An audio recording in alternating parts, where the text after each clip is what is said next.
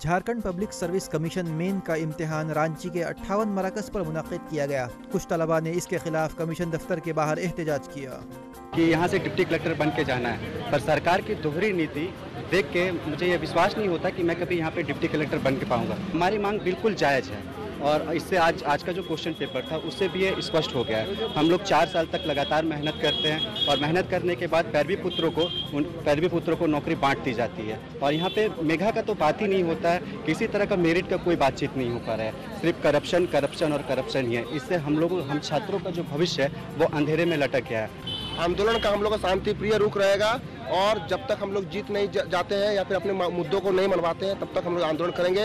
High court में जब तक हम लोग का पूरी तरह से इसका डिसीजन नहीं आता है हम तब तक इसे रिलाय करेंगे। जैसे हाई कोर्ट डिसीजन आएगा अगर हम लोग पक्ष में रहा तो हम लोग संतुष्ट, नहीं तो हम लोग आगे सुप्रीम कोर्ट में जाएंगे और उसके बाद अपनी लड़ाई इसी तरह से जारी रखेंगे। तलबा ने कमीशन के इम्तिहानात की शफाफियत पर कई सवाल उठाए और हुकूमत से जवाब तलब किए। कमीशन की बात है, कमीशन का आदेश जो होगा ऐसे जो वार्ता चल रही है इसमें कितने डेलीगेट्स किनके साथ वार्ता करवा रहे हैं? जो कैंडिडेट हैं अभी बाहर गिरे हुए हैं, इसमें 7 लोग हैं वो हैं और कमीशन की तरफ से उनके सेक्रेटरी और एग्जामिनेशन। कांग्रेस और जेएमएम के अरकान असम्बली ने जेपीएससी मेन इम्तिहान मुनक्किद करने पर बरहमी जाहिर की और इसका असर असम्बली के बजट सेशन में नजर आ सकता है। रांची से ETV भारत के लिए नौशाद अख्तर की रिपोर्ट।